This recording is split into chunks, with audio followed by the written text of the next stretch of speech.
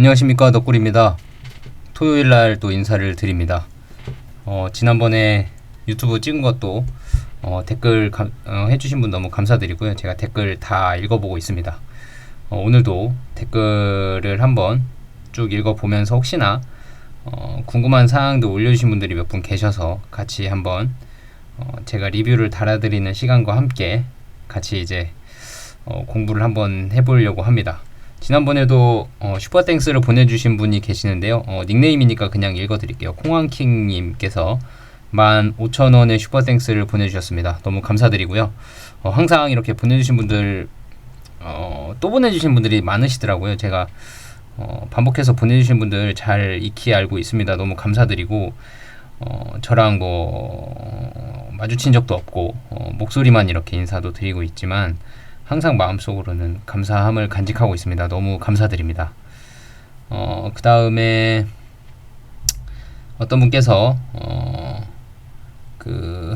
IMVT1401의 콜레스테롤 부작용이 동양인에게는 적용이 안 된다는 얘기가 있습니다. 제가 기억할 때 중국에서 성공한 이유이며 실제 21년도에 임상 중단이 되었을 때도 하버 측에서는 임상 데이터에 부작용 문제가 없었다고 합니다. 혹시 관련해서 알고 계시나요? 라고 하셨는데요. 1401, 즉 바토클리맙이 동양인에게는 적용이 되지 않는다. 이 말이 반은 맞고 반은 틀릴 수도 있는 게, 일단은 동양인에서도 콜레스테롤 환자가 어느 정도 생길 수는 있어요. 근데 이게 아마 서양인과 동양인의 차이점은 분명히 있는 것 같긴 해요. 그래서 서양인들에게는 콜레스테롤 수치가 많이 올라가는 반면에 동양인들에게는 조금 안 올라간 측면도 있고요. 그리고 그 질환마다 좀 달라요. 질환마다도 MG나 TED 같은 경우도 콜레스테롤 수치가 왔다 갔다 하지만 또 환자마다 또 다르고요. 투여군의 환자마다 또 다르고 해서 반은 맞고 반은 틀린 얘기라고는 할 수 있는데, 하지만 확실한 건 서양인에 비해서 동양인에는 이 FcRn 저해제의 효과 자체도 작고요. 콜레스테롤 자체의 반응도 작아요. 그래서 서양인들에 비해 훨씬 동양인들이 체구가 작고 그래서 그런지 근본적인 이유는 제가 잘 모르겠습니다만 차이가 있는 건 확실합니다. 그래서 하버 측에서 그때 말씀하셨다시피 중증근무력증 임상을 할 때 콜레스테롤 부작용에 대한 이슈가 없었죠. 그래서 임상 성공을 했었고요. 그래서 지금 BLA를 제출을 해놓은 상황인데 올해 안에 아마 승인이 나지 않을까 싶어요. 지금 중국 NMPA 같은 경우는, 그러니까 신약 승인 규제 기관에서는 과학적인 근거 위주로 규제를 판단을 해서 승인을 하냐 마냐를 판단을 하는 기관으로는 알고 있는데, 사실 이 판매망 이슈가 좀 하버 측과 한올 측에 아시다시피 좀 이렇게 중재된 얘기가 있잖아요. 그래서 그것까지 고려를 해서 얘네들이 승인 판단을 하나 안 하냐 이 차이가 좀 있긴 한데, 만약에 과학적인 근거만 가지고 너네 다 과학적으로 증명됐으니까 오케이 하는 기관이면 승인을 할 거고, 만약에 중재소에 관련된 판매망까지 이런 이슈들까지 종합적으로 관리를 하는 기관이면 사실 좀 승인하기가 어렵죠. 근데 제 생각에는 올해 안에 했으면 좋겠는데 어떻게 될지는 모르겠습니다만, 아무튼 동양인과 서양인에 대한 콜레스테롤 부작용의 차이는 있는 것으로 보여집니다.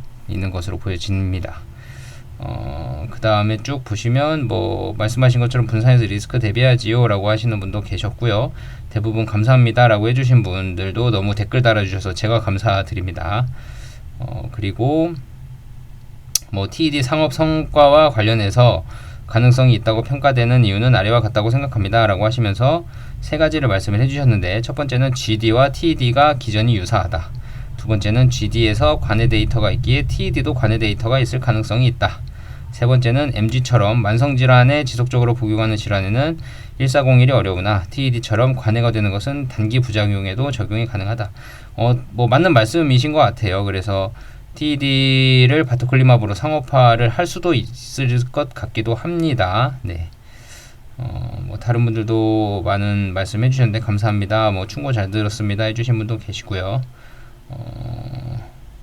그리고 콩왕킹님께서 그 슈퍼챗 남겨주신 분, 그분께서 어제 기준, 그러니까 한 3일 전 된 것 같아요. 어제 기준 바토클리맙 CIDP 장기 안전성 임상, 그리고 저번 주 상업화 관련 인원 충원 공고가 났다고 합니다 라고 하는데, 이게 아마 인원 충원 공고가 그 MSL인가 뭐 있을 거예요. 그 직책이 MSL이라는 직책이 있는데 그 MSL이라는 직책을 충원한 공고가 난 것 같긴 합니다만 MSL이 임상 승인 상업화 관련 업무도 하지만 MSL이라는 그 직책 자체가 사실 그 어떤 제약 회사에서 신약을 만들면 그런 신약의 과학적인 기반의 근거를 의사들이나 아니면 현장에 있는 전문의들에게 전파를 해서 그 의약품에 대한 과학적 근거를 토대로 한 영업망 구축 뭐 이 정도로 이해를 해주시면 될 것 같아요. 그리고 또 현장에서 언맷 니즈가 많은 부분이 어디가 있는지를 거꾸로 파악을 해서 회사 측에 전달하는 뭐 이런 업무도 하고 그러니까 제약사에서 과학적인 지식을 가진 사람들에 대한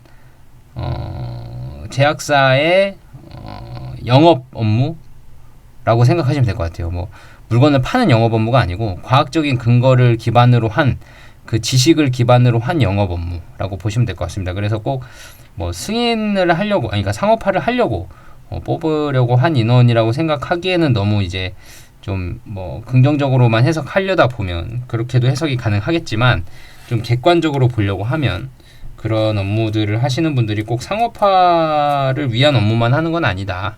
그러니까 1401이든 1402든 과학적인 증명을 가지고 데이터들이 쌓여 나가고 있잖아요.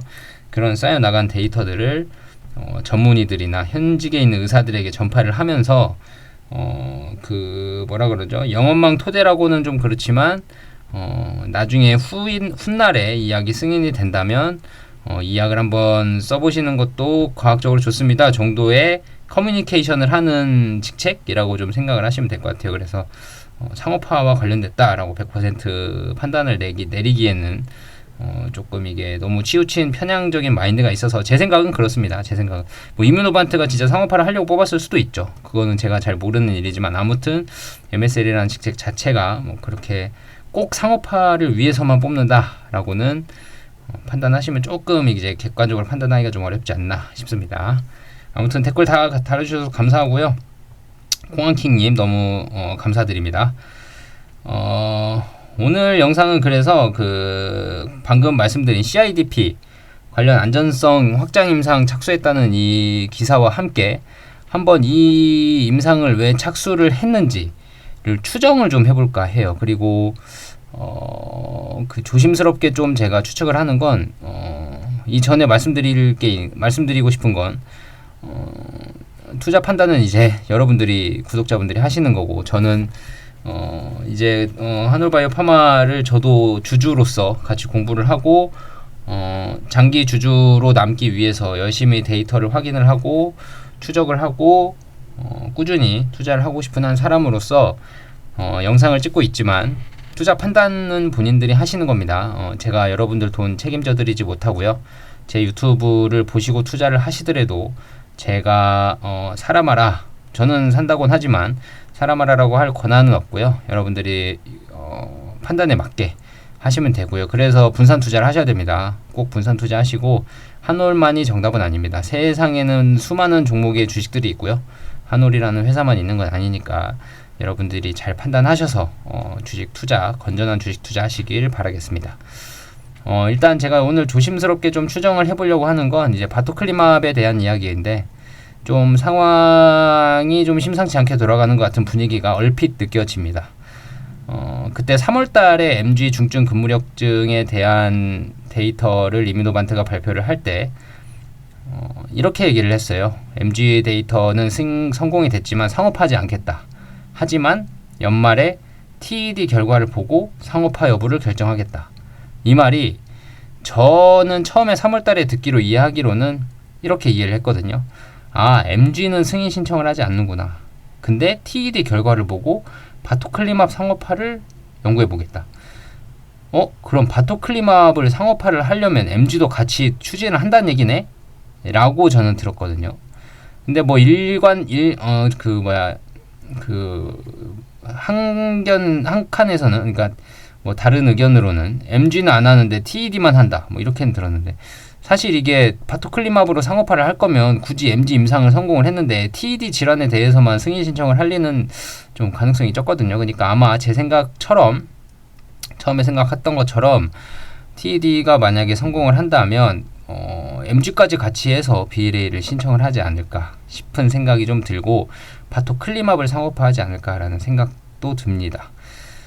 일단 그래서 좀 분위기가 심상치 않은 게 최근에 그 로이반트에서 뱅크 오브 아메리카 바이오 컨퍼런스에 참가를 해서 발표를 한 내용들 중에서 TED 얘기가 있거든요. TED 얘기가 있는데 거기서 이제 TED의 데이터를 연말에 나오는 걸 보고 상업화를 할 수도 있다는 얘기를 또 한마디 한 게 있어요. 그래서 이게 지금 CIDP 지금 여기 기사 읽어드리긴 하겠지만 CIDP를 바토클리마브로 또 한단 말이에요.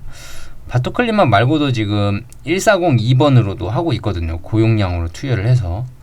그러니까 이게 좀 바토클리마브로 자꾸 하는 이유가 사실 있다. 이게 만약에 이뮤노반트가 1402로 그냥 다 전환을 하고 온전하게 다 갈 거였으면 사실 바토클리마브 굳이 돈 들여서 임상시험 안 하거든요.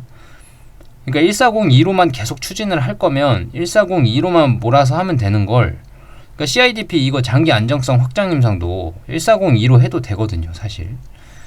근데 이제 1401 바토클리마브로 하는 것도 참 이게 아이러니한 게 1401로 해서 상업화를 하려고 하나라는 것까지 생각이 들 정도로 참 열심히 임상을 지금 다시 시작을 하고 있습니다. 불을 좀 지피고 있는 느낌이 들어요. 그러니까 이게 일단은 이뮤노반트의 전략은 확실합니다. 이뮤노반트의 전략은 언맷 니즈를 확실히 공략을 해요. 그러니까 그레이브스병도 그 ATD 항갑상선 약물을 먹어도 안 드는 사람, 메티마졸을 먹어도 안 드는 사람에 대해서 임상을 한 거잖아요. 그러니까 메티마졸에 잘 반응을 하는 환자들이야 뭐 할 거 없고, 잘 반응하지 않는 환자들, 그러니까 1차 치료제가 잘 듣지 않은 환자들에 대해서 2차 치료제 목적으로 개발을 하고 있는 거고요. 그럼 언맷 니즈가 큰 거잖아요. 이게 미충족 의료 수요가 큰 거잖아요. 약이 없으니까. 메티마졸이 안 드는 사람들은 더 이상 약이 없으니까. 류마티스도 마찬가지입니다.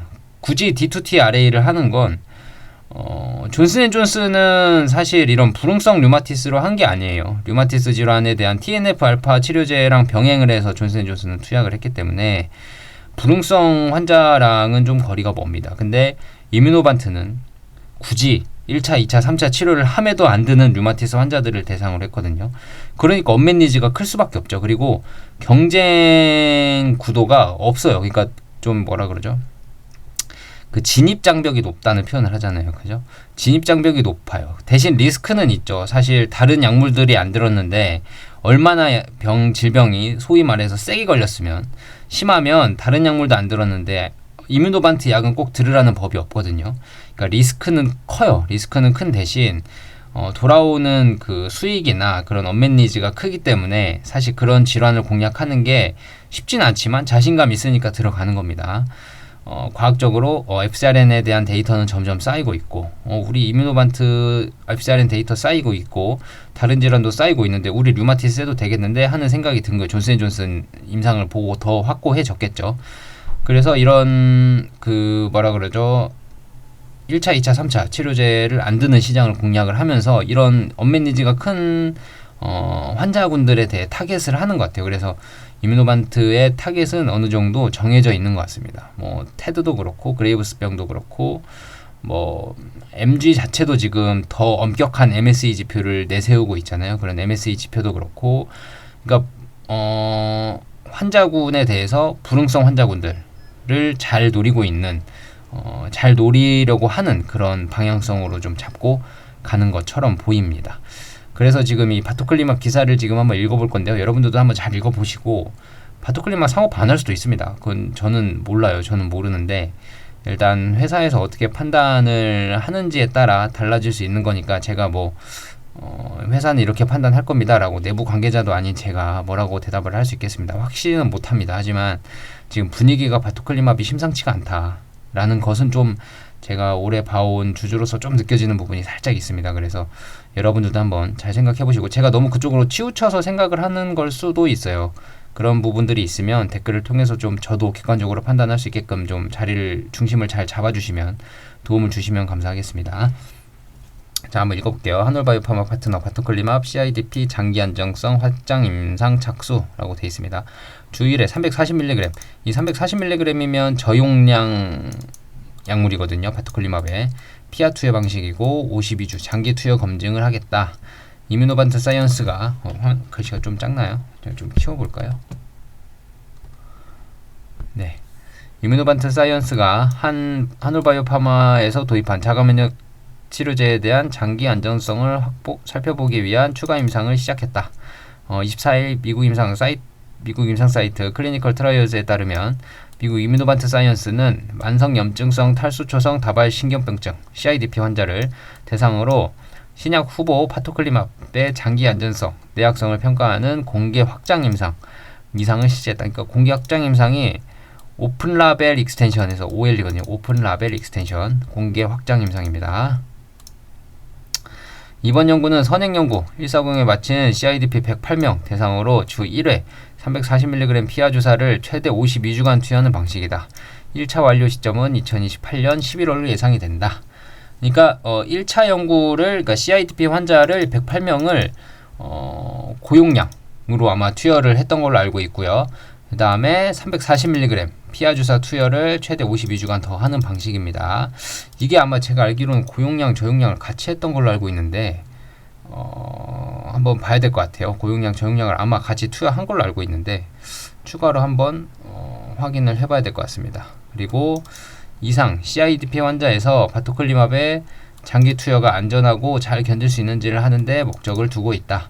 주요 평가 지표로는 치료 관련 이상 반응, 그 다음에 중대한 이상 반응, 치료 중단으로 이어진 이상 반응 비율이다. 그러니까 주평가 지표가 이제 부작용이 얼마나 되냐가 주평가 지표가 된 겁니다. 그리고 부차적 평가 지표는 이게 이제 CIDP 관련해서 이제 평균 잴 수 있는 척도거든요. 질병이 완화가 됐냐 안 됐냐를 객관적으로 판단할 수 있는 척도입니다. 그 변화이다. 미국, 유럽, 남미, 동유럽 등 30개 기관이 임상에 참여한다. 바토클리맙은 FcRn 억제 기전 기반의 면역질환 치료 후보물질로 혈중 병적 IgG 항체를 제거해 질환 증상을 개선하는 방식이다. 현재 MG, TED, GD, CIDP 총 4개 적응증에서 바토클리맙은 개발이 되고 있습니다. 한편 한올바이오파마는 2017년 로이반트 이런 규모로 연구비 했고요. 바토클리맙 임상 2018년 분산시켰다. 그러니까 뭐 아무튼 이건 회사 내용이니까 그렇게 하면 되시고 되고 CIDP 환자를 통해서 108명을 대상으로 했어요. 그러니까 이게 CIDP 환자도 마찬가지거든요. 이게 아마 뭐 스테로이드 쓰고 뭐 어쩌고 저쩌고 했는데 안 드는 환자들을 약물 스크리닝을 쫙 해가지고 아마 108명을 모집을 한 걸로 알고 있는데 그 환자에 대해서 340mg을 투여를 해서 진행을 하는 겁니다. 여기 보시면 제가 클리니컬 트라이얼즈를 좀 켜놨는데 이게 지금 바토클리맙이고요. 지금 2028년 11월에 거의 마감으로 되어 있고 환자 수는 108명이고 페이스 2로 진행이 됩니다. 근데 지금 이게 웃긴 게 아이메로프로바트, 그러니까 1402로도 임상을 진행을 하고 있거든요.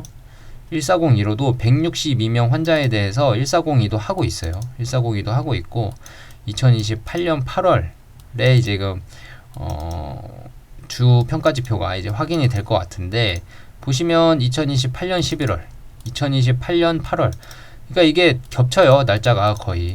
그러니까 비슷한 시기에 한번 결과를 보려는 것 같아요. 바토클리맙이랑 이거랑. 그럼 상업화를 뭘로 할 거냐, 1402로 할 거냐, 1401로 할 거냐는 사실 1402가 더 안정적이긴 하죠. 근데 이제 저희가 확인해 봐야 될 건 FDA가 이 1401 환자들을 대상으로 바토클리맙으로 이런 안정성 임상 실험을 진행을 한 걸 가지고 1402도 같이 적용을 해서 허가를 해줄 수 있을 거냐, 이게 좀 문제입니다. 이게 얘도 등록 임상이기 때문에 이 임상을 통해서도 등록 데이터를 제출할 수 있거든요. 그래서 이게 좀 문제예요. 과연 이 두 개의 약물에 대한 안정성과 이 효능 유지 면에서 1401은 안정성이고 1402는 이제 효능 유지 면으로 보는 건데, 이 두 가지 다른 약물 1401과 1402는 비슷한 기전이지만 엄연히 다른 약물로 취급이 되는 거잖아요. 근데도 불구하고 FDA가 지금 이 안정성 데이터를 가지고 과연 1402로 바로 허가를 해줄 거냐, 이것도 좀 궁금하고요. 그래서 한번 좀 재밌게 지켜봐야 될 부분인 것 같아요. 그러니까 이뮤노반트의 목적을 좀 우리가 좀 더 딥하게 나중에 살펴봐야 될 것 같아요. 좀 확신이 되면. 지금 이제 막 공개가 된 거기 때문에 추정에 불구할 것 같고 한번 봐야 될 것 같습니다. 그러니까 지금 말씀드리고 싶은 거는 일단 바토클리맙, 지금 이게 지금 또 새로운 화두가 되고 하고 있는데, 지금 증권가에서는 거의 그런 느낌이에요. 지켜보고 있는, 하놀바이오 파마를 사지도 않고 팔지도 않고 지켜보고 있는 분위기 같아요. 지금 증권가는. 왜냐하면 이놈의 바토클리맙이 상업화를 할지 안 할지 모르기 때문에. 근데 이게 상업화를 MG에서는 안 한다 그랬거든요. 그래서 주가가 많이 빠졌고, 왜냐하면 하놀바이오 파마가 이제 상업화를 해야 이게 로얄티군, 마인스톤이군, 이게 뭐 매출 로얄티군 아니면 임상 단계 진전에 따른 마일스톤이고 이런 거 받는데, 상업화를 안 한다고 하니 사실 하놀 입장에서는 받을 게 없죠. 그죠? 받을 게 없고, 그래서 좀 주가가 빠졌고, 향후에 아이메로 프루바트로 임상이 진행이 되어야 기대감도 높아지고 하면 하놀 주가는 조금씩은 오르겠지만 마일스톤 받을 확률이 높아지게 되는 거죠. 아무튼 이 바토클리맙이 참 어려운 존재였어요. 근데 지금 최근에 이제 이뮤노반트 분위기가 MG는 일단 성공을 했고, 테드도, TED도, 아이고 뭐죠? 이게 뭐죠? 네. 다시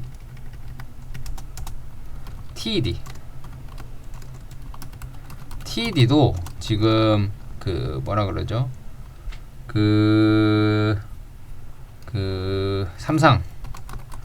삼상이 지금 진행 중인데, 태페자 경쟁을 하는 거잖아요. 그죠? 그 비리디안의 약물도 경쟁은 맞는데, 뭐 태페자와 같은 기전이기 때문에 제가 태페자로 일괄적으로 얘기를 하겠습니다.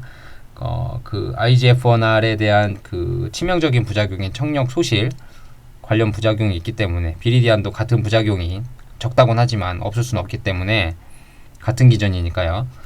그러니까 확실히 태페자라고 뭉뚱거려서 얘기를 할게요. 바토클리맙이 TED 3상을 성공하고 상업화를 출시를 할 수 있는 조건은 딱 한 가지 정도거든요. 태페자보다 데이터가 좋아야 돼. 좋고 부작용도 적어야 돼. 이거 하나예요. 이거 하나. 그러니까 태페자보다 부작용이 적어야 된다는 사실 어느 정도 된 것 같아요. 왜냐하면 콜레스테롤인데, 그 TED라는 질환 자체가 사실 아까 그 댓글에서 말씀하셨다시피 고용량으로 확 낮춰놓은 다음에 저용량 유지용법을 하면 콜레스테롤에 그렇게 큰 문제가 안 가거든요. 그러니까 그 바토클리맙의 유일한 부작용이었던, 강력한 부작용으로 느껴졌던 콜레스테롤의 문제가 사실은 그렇게 크게 느껴지지 않을 수 있다, 태페자는. 그리고 그 뭐죠? 부작용, 아니 그 데이터는 태페자보다 좋으면 더 좋은데 비슷하기만 해도 돼요, 사실. 왜냐하면 부작용 면에서도 우위고 편의성 면에서도 우위이기 때문에. 그리고 고용량으로 치료를 해놓고 하면 환자들이 느끼는 만족도가 훨씬 좋거든요. 그러니까 이런 거예요. 꾸준히 10개월 동안 꾸준히, 뭐 예를 들어서 한 6개월이라고 하죠. 6개월 동안 조금씩 나아져서 6개월에 10이었던 병이 뭐 1로 되는 거랑, 한 3개월 정도 급격하게 고용량을 투여해서 10에서 1로 만들어버린 다음에 남은 3개월은 1로서 유지를 하는 거랑 그 차이인 거예요. 그러니까 태페자 같은 경우는 10에서 1로 낮추는데 뭐 예를 들어서 6개월이 걸린다. 그러면 바토클리맙의 투여 용법은 고용량으로 팍 때려서 3개월 만에 확 낮춰놓고 그 다음 나머지 3개월은 똑같이 유지를 하는 그런 치료 방법으로. 그러니까 환자들의 만족도는 후자, 바토클리맙이 훨씬 더 편의성이나 아니면 약물의 효능이나 더 좋게 느끼겠죠. 그리고 지금 CIDP 얘기도 방금 했는데, CIDP도 보면 바토클리맙을 하는 이유가 뭘까요? 바토클리맙을 하는 이유는, 그러니까 CIDP 아이메로프루바트 그 1402번으로도 해도 되는데, 바토클리마브로 굳이 돈을 들어가면서 이뮤노반트가 추가로 임상을 또 하는 이유는 아마도 그 반응이 많이 좋았을 거라고 저는 좀 생각을 해요. 그러니까 의사들이건 환자들이건 아무래도 그 뭐라 그러죠? 다른 약물보다 반응이 훨씬 좋았기 때문에 더 요청이 들어오지 않았을까라는 생각도 좀 하고, 그리고 52주간 바토클리마브를 저용량으로만 투여한다는 건 고용량으로 어느 정도 다 효과가 났다는 거예요. 그렇기 때문에 저용량으로만 하죠. 고용량으로 때려놓고 만약에 108명이었나 아까 환자가, 그 환자들이 고용량으로 때려놨는데 저용량으로 유지가 안 돼, 그러니까 고용량으로 때려놨음에도 불구하고 환자가 계속 재발을 한다거나 아니면 꾸준히 고용량을 투여를 해야 되는 상황인 거면 저용량 임상을 굳이 할 필요가 없죠. 고용량으로 임상을 계속 해야겠죠. 저용량 유지 임상, 52주 유지 임상을 굳이 안 해도 된단 말이에요. 근데 바토클리마브로 왜 굳이 저용량 유지 임상을 또 하냐? 이 말은 반대로 생각하면 고용량으로 때려놨더니 환자들이 효과가 좋았고 저용량으로 유지만 해도 가능한 환자들이 돼버렸기 때문에 저용량으로만 임상을 또 추가로 진행을 하는 겁니다. 안정성으로. 장기적으로 투여를 해도 이 약은 괜찮아요를 보여주기 위해서, 장기적으로 투여해도 이 약으로 유지할 수 있어요를 보여주기 위해서. 그 말은 무슨 말이냐면, 이 말은 알제넥스 긴장해야 된다 이거예요. 알제넥스가 지금 지지난번 영상에서 어떤 분이 알제넥스는 왜 고용량을 못하나요? 라고 좋은 질문을 해주셨는데, 제가 답을 어떻게 드렸냐면 알제넥스는 지금 하고 있는 게 고용량입니다 라고 말씀을 드렸습니다. 딱 그 1000ml라고 정해져 있어요. 정해져 있는 용량이기 때문에 더 투여해서 IgG를 더 많이 감소시키지도 못해요.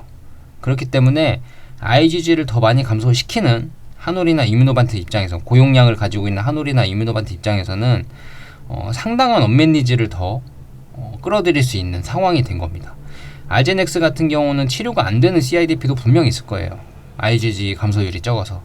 하지만 이뮤노반트는 그 환자군마저도 컨트롤할 수 있는 상황이 돼버린 거죠. 그러니까 고용량으로 쭉 질환을 팍이라고 질환을 개선시키고 저용량으로 꾸준히 질환을 유지 관리 용법, 이렇게 하는 거랑 아제넥스가 꾸준히 고용량은 아니고 고정된 용량 투여를 하는 것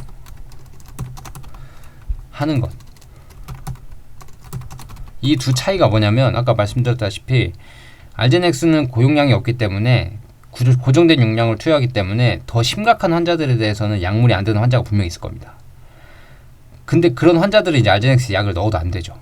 근데 이 CIDP 그 바토클리마브를 투여한 환자들은 그 아까 말한 것처럼 뭐 1차, 2차 치료제가 안 들면 3차로 우리 바토클리마브 해보자. 이뮤노반트가 하는 그 타겟의 시장 타겟의 목표가 그런 언맷 니즈잖아요. 1차, 2차 치료제가 안 드는 사람들을 우리가 3차 때 한번 해보자. 뭐 이런 느낌으로 지금 꾸준히 가고 있는 건데, 그것도 똑같이 생각을 해보면 알제넥스가 치료하지 못하는 환자들을, 그런 환자들을 우리는 고용량으로 때려서 확 질환을 개선시켜 놓고, 그 다음에 알제넥스와 같은 수준의 효능을 하는 저용량으로 꾸준히 관리를 해서 유지를 해보자 라고 접근을 하는 겁니다. 그러니까 아제넥스는 긴장을 해야 될 게 뭐냐면, 지금 본인들보다 더 효능이 좋은 약이 나와버린 거예요.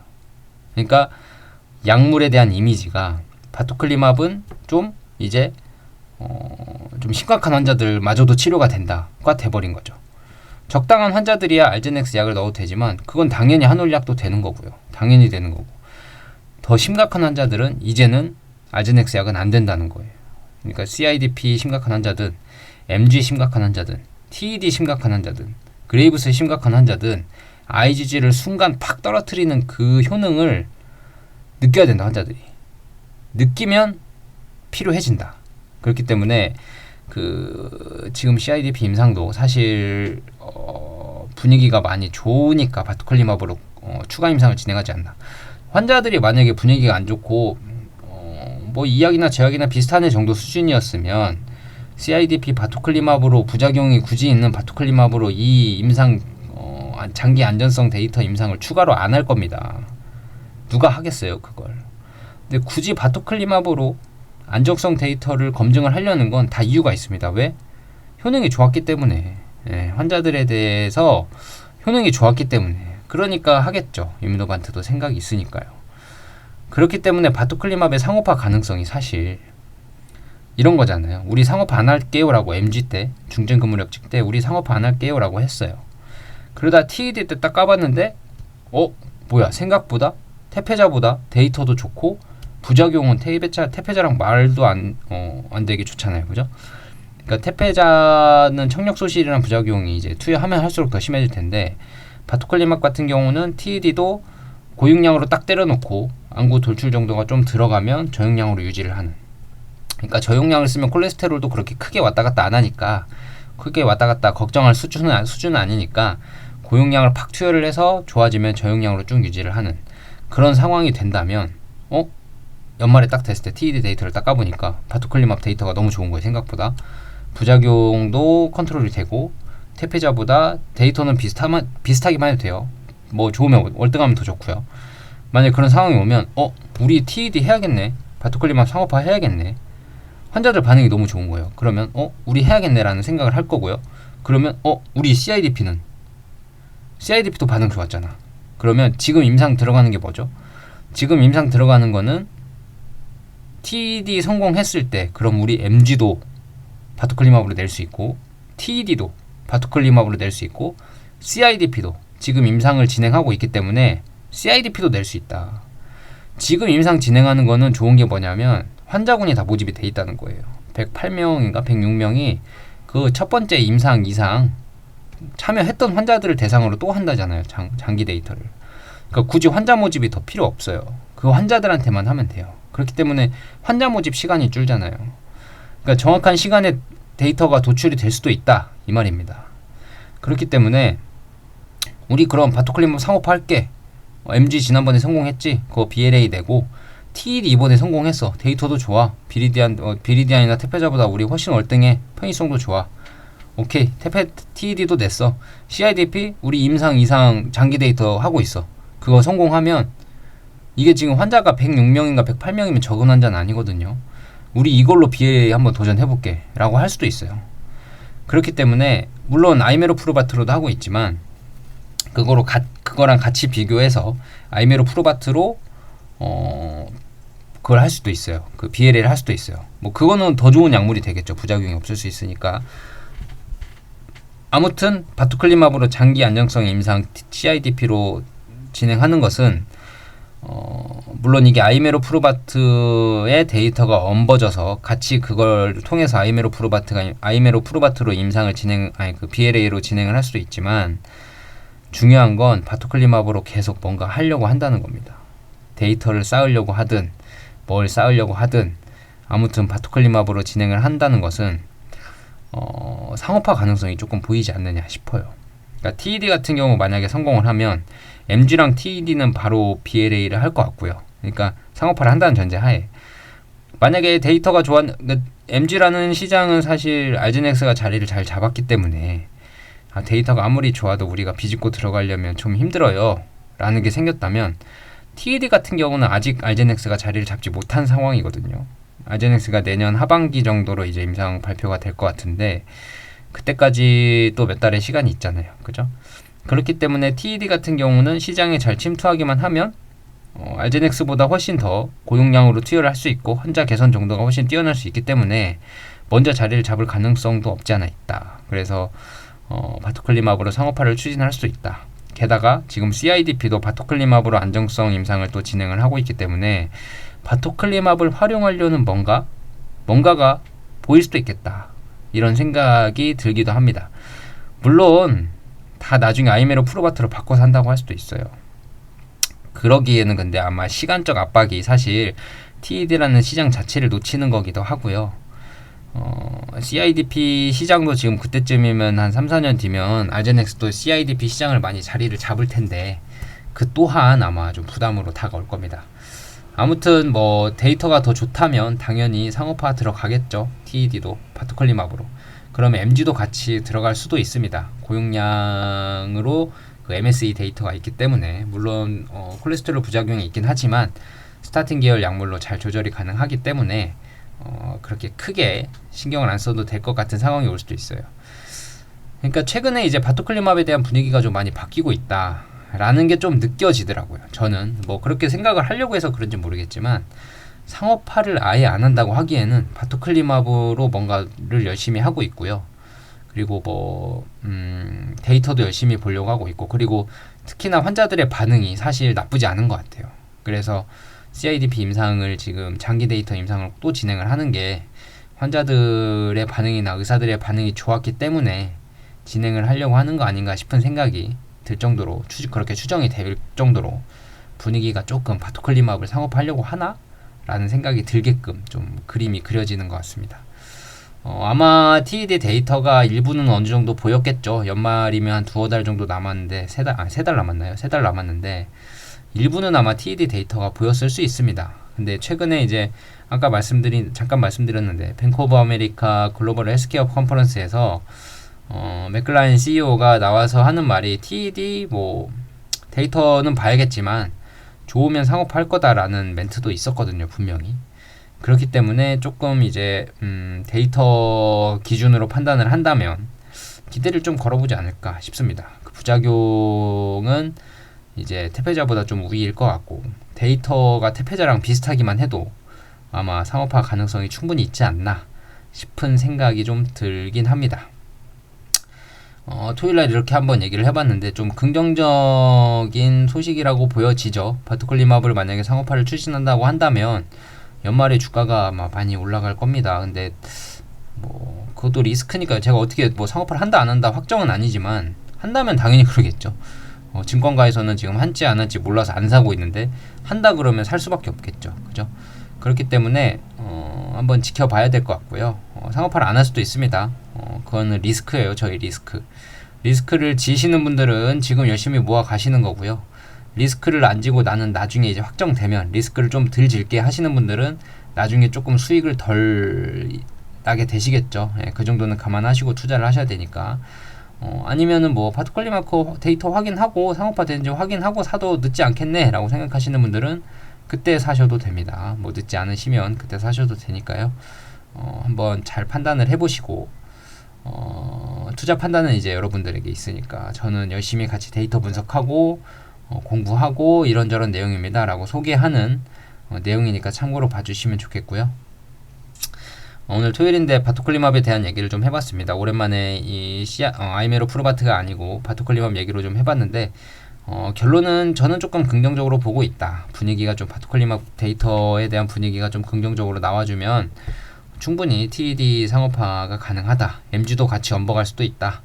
CIDP 임상 안정성을 진행하는 건 환자든 의사든 분위기가 충분히 좋으니까 아마 진행하는 거지 않겠냐 라는 판단이 좀 듭니다.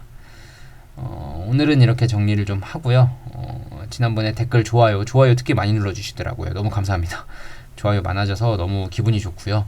좋아요, 구독하기도 꼭 눌러주세요. 구독하기 지금 안 눌러주시는 분들 계신데 꾸준히 눌러주시는 분들 덕분에 1000명을 넘고 1100명을 바라보고 있습니다.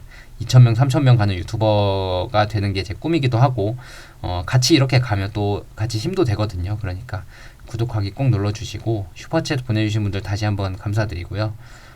주말 동안 편안한 밤 보내시고 다음 시간에 또 영상으로 찾아뵙도록 하겠습니다. 감사합니다.